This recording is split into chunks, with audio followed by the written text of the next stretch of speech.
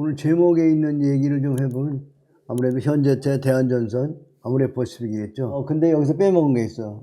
대한전선도 구리잖아요. 그런데 풍산이 또 날아가잖아요. 풍산도 구리죠. 구리의 원조는 올봉에서 이렇게 날아가는 거는 이게 대단한 거죠. 문제는 이게 좋은 회사이기 때문에 여기서 또 모아가야죠. 지금 사기엔 좀 그래요. 여기부터 꾸준히 모아가는데 여기서 풍산 또 더 가긴 더 가겠지만 이게 어떻게 접근해야 될지 이제는 좀 그러네요. 그 다음에 현대차. 오늘 제목이 들어있죠? 현대차, 대한전선. 단기 조정은 어떻게 올지 모르겠지만 현대차는 여러분이 형 그때는 이제 소량을 접근해갖고 매수해갖고 장기 보유해야 되겠죠. 좋을 때는 언제예요? 떨어질 때가 좋을 때죠. 많이 떨어진 걸 기다리라면 어떻게 해요? 현금 갖고 많이 기다려야죠. 이것뿐만 아니라 KB금융도 아주 잘하고요. 구리 중에서도 대한전선, 구리에선 대한전선이 아주 상당히 세게 올라오고 있네요. 8,000원대에 있었는데 지금 18,900원이니까 단기에는 좀 급등했죠. 추격 매수하기는 좀 부담 가는 자리입니다. 일단 그래도 여러분이 관심을 가지고 있다가 그렇다고 가지고 있는 걸 팔으라는 얘기는 아니에요. 관심 가지고 있다가 눌림목 나올 때 한번. 오늘이 특이한 종목은 에코프로네.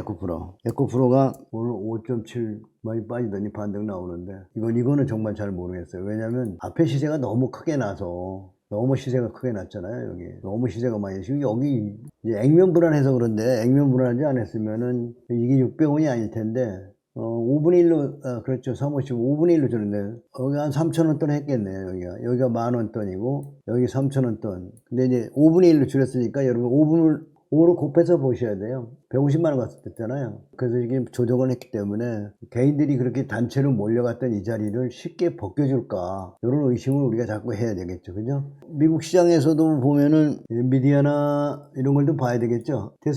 테슬라도 보면은 화려한 시세가 나왔던 그 자리, 이게 굉장히 중요해요. 화려한 시세가 나왔던 자리, 이 추세가 망가지고 나면은 그 뒤로는 시세가 별로. 근데 엔비디아는 어떻게 보면은 앞 시세보단 두 번째 시세가 더 강했죠. 엔비디아는 좀 특이했어요. 결국 뭐냐면 여기 국면에서는 테슬라가 시끄러웠고 이 국면에서는 엔비디아가 시끄러웠어요. 그럼 엔비디아는 지금 큰 파동으로 이제 3번 나왔는데 지금 이제 어떻게 될지 모르죠. 강한 놈이라. 그렇지만 크게 보면은 좀 과열이 좀 셌다 이렇게 보이잖아요. 100불짜리가 지금 900불까지 땡기면 이게 엔비디아는 AI라는 꿈으로 엄청나게 갔는데 일단 좀 더 두고 봐야 되겠죠. 강한 놈이니까 좀 더 두고 보고. 테슬라는 꺾이고 있는데 BYD라고 중국 자동차는 또 뻥뻥 치고 또 올라가더라고. 그러니까 전기차도 또 나름대로 다른 것 같아요. 우리나라 현대차를 봐야 되겠죠.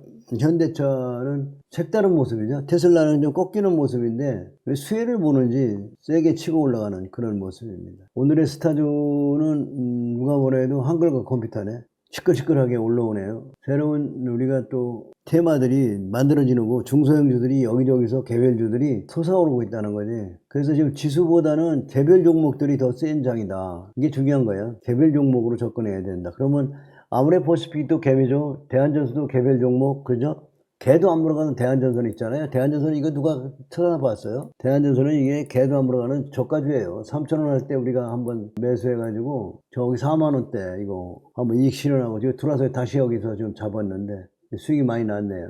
근데 지금 쉽게 팔아먹을 건 아니죠. 장기로 봐요. 왜냐면 이 회사가 좋은 회사였는데 난강토건이라는 그 건설회사를 인수해가지고 그 건설회사에서 망한 거죠. 그래서 이 회사가 보증을 섰다가 회사 자체가 날아간 거예요. 그래서 주인도 바뀌었어요. 이것뿐만 아니죠.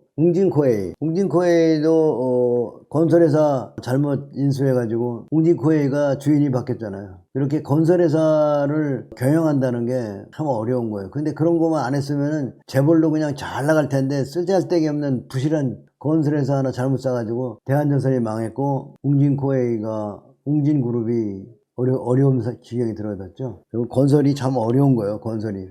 투자자 입장에서는 건설을 관망만 하면 되겠지만 요새 GS건설을 보니까 실적이 좀 개선됐다고. 어려워. 건설주는 많이 사면 안 되고 소량만 우리가 가지고 가야 된다 이렇게 생각합니다. 그 다음에 요새 이제 전력 관련주들에서는 삼화전기, 부자법 클럽 파미 가족들 가지고 있는데 아직은 키우고 있습니다. 이격이 나긴 났어요. 그래서 아마 이런 조정이 좀 필요할 거예요. VT도 날뛰네. 양성이 너무 크니까 너무 추격 매수하지 말고 눌림목을 기다려야 되겠죠. 그죠? 조선기사제들도 잘하고 있어요. 하이로콜이라든지 이런 것들이 꾸준히 우상향하는 것 같아요. 어제 보니까 한국 조선해양이 예, 오늘 또 신고가 났었네요. 예, 조선주들이 소리 소문 없이 우상향하고 있어요. 전기에서는 그래도 누가 뭐래도 뭐 HD 일렉트로 이게 아주 대단하죠. 상당한 시세를 내고 있어요. 이 바닥권에서 좀 잡았어야지. 많이 올라간 데 잡으면 위험합니다. 오늘 또 다시 얘기하지만 여러분이 우량주를 장기로 보유하려고 하는 마음을 갖는 게 굉장히 중요해요. 돈이란 그 헛된 기대에 주식시장에서는 무조건 헛된 그 노력도 안 하고 공부도 안 하고 돈을 벌려고 하는 도박꾼이 돈을 뺏어가지고 정확한 확률을 아는 사람에게는 흘러간다. 랄프의 인정. 그러니까 제대로 공부한 사람에게는 넘어간다는 거예요. 그래서 공부가 안 된 상태에서는 여러분이 돈을 갖고 와서 내기에 걸지 마세요. 우량한 주에 장기 투자한다. 어제도 시청자 한 분을 만났는데 자꾸 들랑달랑 하는가 봐. 무섭다 이거지. 우량주에 대한 믿음이 있어야 돼요. 우량주에 대한 믿음과 단기 조정하는 것을 참아야죠. 그러면 우리가 이 삼성화재 같은 거 연봉으로 보면은 연간 차트로 보면 수십 년 올라가잖아요. 수십 년 올라가는 이런 차트를 보면서 우량주를 장기로 가져가야 되겠다는 그 마음이 제일 중요한 것 같아요. 그 마음, 결국 이 사업은 마음의 사업이에요. 내가 고통스러운 조정이 올 때도 어떻게 참을 거냐. 참아야 되거든요. 자꾸 빠지면 어떻게 해? 이런 그 걱정이 부자가 되는데 장애물이 되는 거죠. 부자가 됐다는 것은요, 모험을 했다는 거예요. 고통 없이 부자 되는 건 없거든요. 그래서 사람들이 두려움 때문에 장기 부자가 안 되는 거예요. 들고 쭉 가는 거, 이게 부자 되는 길인데 그거를 사람들이 싫어하더라고. 싫어하는 게 아니라 고통스러우면 나오죠. 그래서 주식 책을 읽고 여러분이 그 마음의 수양을 쌓아야 돼요. 그래서 아무나 부자 되는 게 아니라 주식 투자를 오랫동안 공부하고 믿음. 그래서 처음에는 작은 돈으로 우량주들을 장기 보유해 보세요. 장기 보유하면서 뭐가 와? 믿음이 오는 거예요. 우량주도 적당히 빠지면 또 팍팍 튀는 거거든요. 이게 보면요, 조정하고 나서 아니 뛸 때 보면은 팍팍 튀어요. 조정이 좋은 거예요. 조정이 꽉 눌러주면 또 팍 튀어나가거든요. 조정을 한다는 건 나쁜 게 아니라 싸게 살 기회구나 이런 생각을 하시면 돼요. 싸게 살 기회.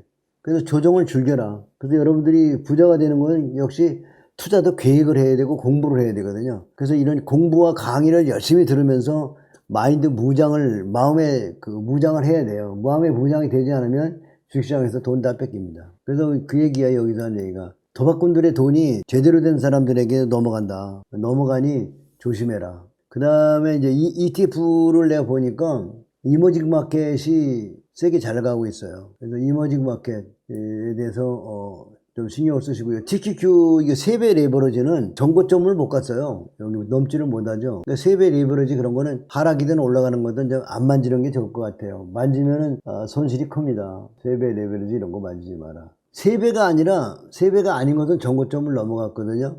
SPY도 보면 전고점을 넘어가서 3배 아닌 것들은 전고점을 넘어갔는데 3배짜리는 전고점을 못 넘어갔다는 건 뭐냐. 수수료가 비싸기 때문에 원금을 깎아먹었다. 수수료가.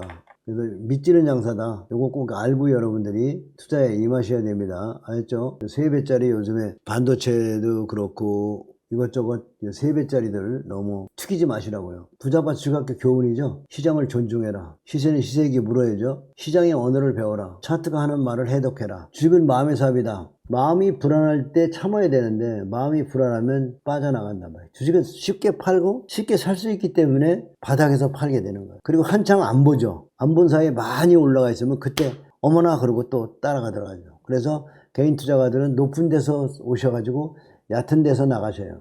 무슨 얘기죠? 높은 데 사서 얕은 데 팔고 나간다고. 그러니까 이런 것들을 우리가 잘 다스리면서 부자바 주식 교훈을 잘 외우면서 여러분 이게 엄청난 고음이에요. 실패를 사랑해라. 여러분 작은 돈으로 실패하세요. 초보자가 가져온 돈은 전부 수업료라고 그랬죠. 여기 한 구절 들어가야 되겠네. 그지? 초보자가 가져온 돈은 모두 수업료다. 그게 실패를 사랑하라. 5번째가 신승으로 탐욕을 다스려라. 이게 굉장히 중요한 건데 너무 대박을 먹으려고 하면 신용을 쓰게 되고 융자를 받아오게 돼요. 그리고 급등주를 꼭대기에 따라가게 돼 있다고. 패가 망신하는 거지. 주식시장에 오면 깡통나는 사람들이 너무 많아. 그럼 왜 그러게? 탐욕 때문에 그래. 욕심. 그런 거를 다 버려야 돼. 완벽한 승리. 대박 정신을 버려야 돼. 그래서 이제 완성을 하려고 하다 보면 또 많이 먹으면 교만해져요. 그래서 제일 나쁜 게 뭐냐면 주변에서 개인 투자가 친척이나 이런 사람들한테 주식을 권할 때가 고점이에요. 주식을 남한테 권한다는 것 자체가 하수야. 왜냐면 많이 올라가는 걸 보고 나오거나 내가 마지막에 들어갔는데 수익이 좀 났을 때 막 자신감이 생겨가지고 막